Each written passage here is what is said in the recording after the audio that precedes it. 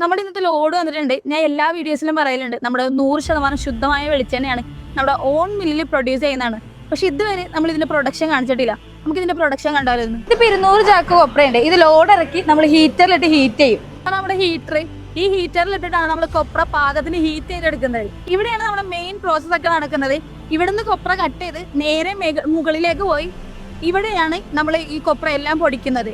ഇത് ഒരു റൗണ്ട് കൂടി മേളിൽ പോയി രണ്ടാമത്തെ റൗണ്ട് മുതൽ നമുക്ക് എണ്ണ കിട്ടാൻ തുടങ്ങും. അങ്ങനെ പിണ്ണാക്കാവുന്നത് വരെ നമ്മൾ ഈ റൗണ്ട് ശരിക്കും 3 റൗണ്ട് റിപ്പീറ്റ് ചെയ്യും. താഴെ കട്ട് ചെയ്ത കൊപ്ര നേരെ മുകളിലേക്ക് വന്ന് ഇവിടെ നിന്ന് വീണ്ടും താഴേക്ക് നമ്മൾ എണ്ണയാക്കാൻ വേണ്ടിയിട്ട് ഇടും.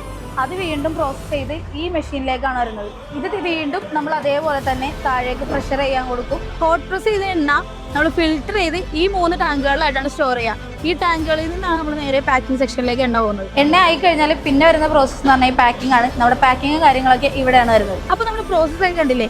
ഇതുകൊണ്ടാണ് ഞാൻ വീണ്ടും വീണ്ടും ആവർത്തിച്ച് പറയുന്നത് നമ്മൾ 100% ശുദ്ധമായ വെളിച്ചെണ്ണയാണെന്ന്.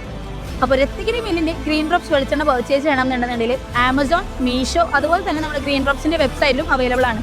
ഇനി നിങ്ങൾക്ക് വാട്സ്ആപ്പ് വഴി കോൺടാക്ട് ചെയ്യാനാണെന്നുണ്ടെങ്കിൽ താഴെ കാണുന്ന വാട്സ്ആപ്പ് നമ്പറിൽ കോൺടാക്ട് ചെയ്താൽ മതി.